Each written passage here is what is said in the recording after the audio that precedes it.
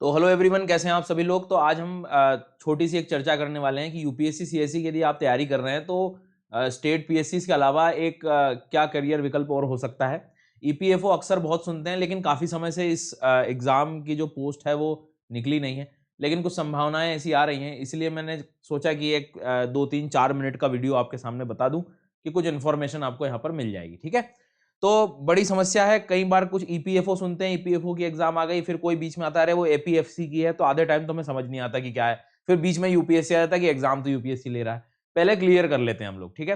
तो देखो, सबसे पहली चीज है कि ये एक ऑर्गेनाइजेशन है, एम्प्लॉइज प्रोविडेंट फंड ऑर्गेनाइजेशन। ठीक है, ये प्रोविडेंट फंड को जो जनरली संभाल रहा है। ठीक है, अब ये ऑर्गेनाइजेशन है, ठीक है, ये मंत्रालय जो है ये वैसे अपने प्रीलिम्स के लिए काम आ सकती चीज। तो labour and employment government of India, इसके तहत ये ऑर्गेनाइजेशन हो गया। इस ऑर्गेनाइजेशन में काम करने के लिए, ध्यान से सुनना, असिस्टेंट प्रोविडेंट फंड कमिश्नर की जरूरत होती है। ठीक है, एपीएफसी। तो ये एपीएफसी ये एग्जाम है, ये मतलब वो पोस्ट है जिसपे एग्जाम निकालने का मतलब कमिश्नर लिखा हुआ है। तो इसीलिए मैंने उसी लेवल की बात की है कि भाई यूपीएससी के पैरेलली आप कोई सा एग्जाम दे सकते हैं क्या। ठीक है, तो ध्यान रखना, ये तो ऑर्गेनाइजेशन है जिसमें काम करना है और ये है पोस्ट, तो दोनों में अंतर है। लेकिन बोलते बोलते कई बार क्या होता है, अरे ईपीएफओ के एग्जाम आया, ईपीएफओ का एग्जाम आया, तो आधे टाइम समझ ही नहीं आता हमें कि क्या है। तो ध्यान रखना, ये ऑर्गेनाइजेशन है और ये पोस्ट है, और पोस्ट को पाने के लिए जो एग्जाम देते हैं उस एग्जाम को जो कंडक्ट कराता है ऑफ कोर्स यूपीएससी। ठीक है, अब समझ आ गया तीनों का रोल। तो एक एग्जाम कंडक्ट करा रहा है, एक पोस्ट है और एक ऑर्गेनाइजेशन है, उसमें जाके पोस्ट होगी। अब जैसे ये आपको एक यूपीएससी का नोटिफिकेशन मिलेगा, ये इस बार का नहीं है, मैं पहले ही क्लियर कर दूं, ये बस आपको मैं दिखाने के लिए लाया हूं कि इस तरह का नोटिफिकेशन ये 2015 का है, मतलब लास्ट एग्जाम 2016 में हुआ था इसका।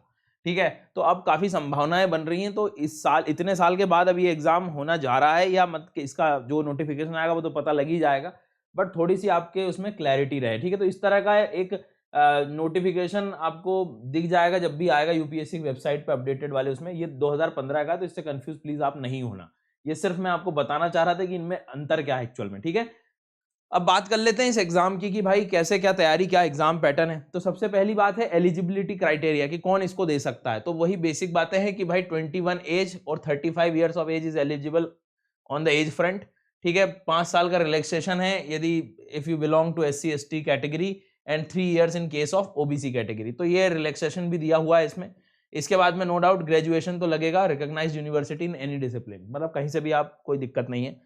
तो इसके साथ में अब ये हो गया कुछ काम की रिक्वायरमेंट, जो वही चीज है कि आपके पास आपके मार्कशीट वगैरह होना चाहिए, बर्थ डेट, ये डेट सब, ये जो सर्टिफिकेट है, ये रिलैक्सेशन वगैरह चाह रहे हैं, तो ये सारी चीजें बेसिक किसी भी एग्जाम में हमें लगती है।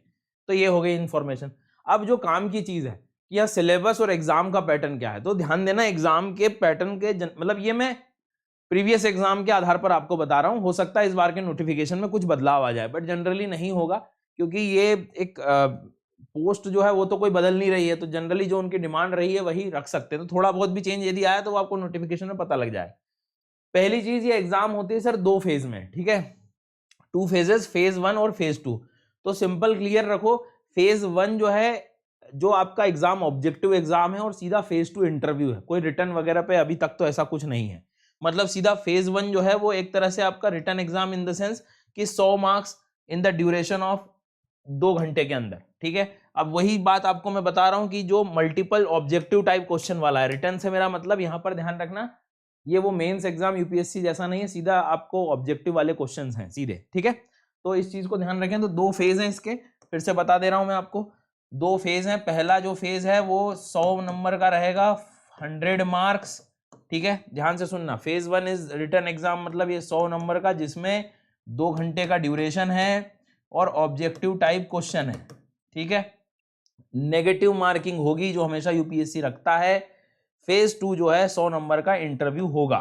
क्लियर। अब इसका थोड़ा सिलेबस भी समझ लीजिए। तो मतलब 2 एग्जाम्स अपने को देने हैं, 100 नंबर का जो है ऑब्जेक्टिव रहेगा और इसके बाद सेकंड जो रहेगा सीधा इंटरव्यू रहेगा। थोड़ा वेटेज है कि रिटर्न में 75% के आसपास देखे जाते हैं, इंटरव्यू में 25%, इसके हिसाब से ऐसा वेटेज आप मान सकते हैं। खैर, तो ये जो पेपर 1 होगा आपका, मतलब जो एग्जाम 1 है, जो ऑब्जेक्टिव टाइप है, उसका सिलेबस थोड़ा देख लो। इसमें भी 2 सेक्शंस आते हैं। ठीक है, मतलब जो 100 नंबर्स हैं वो बटे हुए रहते हैं। जैसे लास्ट ईयर कुछ 20 एक क्वेश्चन थे इंग्लिश के ही थे, तो एक सेक्शन आप मान लीजिए कि जनरल इंग्लिश और वोकैबुलरी का रहेगा इसमें। तो आप जो भी आप पढ़ रहे हो वैसे भी आपको सीसेट के लिए थोड़ा बहुत पढ़ना पड़ता है, तो आप ये चीज़ ध्यान रख सकते हैं। फिर इंडियन कल्चर, फ्रीडम मूवमेंट्स, मतलब थोड़ा सा हिस्ट्री टच भी दे दिया इन्होंने विद करंट इवेंट्स के साथ। अब आधी तो तैयारी हो ही जाती है हमारी। हाँ, पॉपुलेशन डेवलपमेंट, ग्लोबलाइजेशन, ये थोड़ा सा आपको ध्यान देना पड़ेगा। सेंसस वगैरह पे तो पढ़ना ही पड़ेगा, क्योंकि अब भाई प्रोविडेंट फंड से सीधा कनेक्शन है यहाँ पर, तो इसको आपको थोड़ा सा एक एक्स्ट्रा तैयारी लगेगी इसमें। संविधान, पॉलिटी तो मतलब आपसे बेहतर कौन ही जानेगा, ठीक है। और इंडियन इकोनॉमी के बारे में भी थोड़े से करंट ट्रेंड्स आपको पता होना चाहिए। तो यहाँ तक तो स्टोरी आपको समझ आ गई होगी कि सर लगभग जो मैं प्रिपरेशन कर रहा हूँ उसका मोस्ट ऑफ द हिस्सा काम आ जाएगा, इंक्लूडिंग इंग्लिश ऑल्सो। अब न्यूज़पेपर वगैरह पढ़ रहे हैं तो थोड़ी बहुत तो हिम्मत लगा ही सकते हैं हम लोग। हाँ, इसके बाद में बेसिक नॉलेज ऑफ कंप्यूटर, ये भी हमें यूपीएससी नॉर्मली मानता है भाई। जनरल साइंस जो है ये भी इसके क्वेश्चन हम लोग पढ़ सकते हैं। हाँ, एलिमेंट्री मैथमेटिक्स, मतलब सीसेट की आप तैयारी कर रहे हैं, स्टैटिस्टिक्स वगैरह, जनरल मेंटल एबिलिटी, ये थोड़ा सा 10th वाला जो हम पढ़ते हैं ये एक अलग नया सा दिखेगा आपको, हो सकता है इसके लिए थोड़ा पढ़ना पड़े। और सोशल सिक्योरिटी इंडिया से रिलेटेड आपको चीजें थोड़ी सी पढ़नी होंगी। अब एक नई चीज जो है वो ये है, इसमें आपको थोड़ी मेहनत करनी पड़ेगी और यही आपको जो है थोड़ा सा अलग कर देगा सर। तो देखो मोस्ट ऑफ द चीजें तो लगभग सिमिलैरिटी की तरफ जा रही हैं, लेकिन कुछ जो चीजें हैं फिर ऑफ कोर्स अब एग्जाम है तो आप इसको इतना लाइटली भी नहीं ले सकते कि सभी ऑप्शन ही ढूंढ रहे हैं। कुछ लोग पर्टिकुलर इस चीज की भी तैयारी करते हैं, तो इसमें इसके टेस्ट सीरीज की मतलब आवश्यकता तो रहेगी। जनरली टेस्ट सीरीज बनाना है, ये करना है, वो बहुत सारी चीजें जो आप लगाएंगे। तो पेपर के 2 ऑप्शंस आपको यहाँ पर जो है वो दिखाई देंगे, ठीक है। तो पेपर 1 जो है अपना जो है एक तरह से आप समझ गए होंगे, और पेपर 2 वो जो है इंटरव्यू का रहेगा, ठीक है। तो ये लगभग कुछ एग्जाम का पैटर्न है, और इसके साथ साथ ये रही पूरी एग्जाम की जानकारी आपके लिए। जो लर्नर्स सिर्फ इसी की भी तैयारी कर रहे हैं तो अनअकैडमी के पास आपके पास इसके लिए ऑप्शन है। ये जो है लगभग बहुत ही कम प्राइसेस में ईपीएफओ एग्जाम की भी आप तैयारी कर सकते हैं, जो ये अभी जिसके बारे में मैंने बताया है। और इस समय सीधा 20% डिस्काउंट चल रहा है। You can use this code SGYT10, SGYT10, इस डिस्काउंट कोड का भी आप इस्तेमाल कर सकते हैं। ये आप लोगों के लिए एक ऑप्शन है जहां पर आप तैयारी कर सकते हैं, जहां पर ये जो एक्स्ट्रा चीजें हैं ये भी सब कवर हो जाएंगी, ठीक है। इसके साथ साथ अनअकैडमी पर यूपीएससी की भी यदि आप तैयारी करना चाहते हैं वो भी कर सकते हैं। 14 अक्टूबर तक सीधा 20% डिस्काउंट चल रहा है, एंड आराम से जो है आप ये डिस्काउंट कोड का इस्तेमाल करें और डिस्काउंट लें SGYT10। ऐसे बैचेस आपको मिल जाएंगे यूपीएससी के लिए भी, प्रीलिम्स और मेंस इंटीग्रेटेड कोर्सेज, वैसे ही आपको ईपीएफओ के लिए भी अवेलेबल होंगे। इसकी टेस्ट सीरीज और सारी चीजें जो अनअकैडमी प्रोवाइड करता है बाकी एग्जाम्स के लिए, वो भी आपको इसमें मिल जाएगा। तो आप जा सकते हैं इसके सब्सक्रिप्शन के लिए।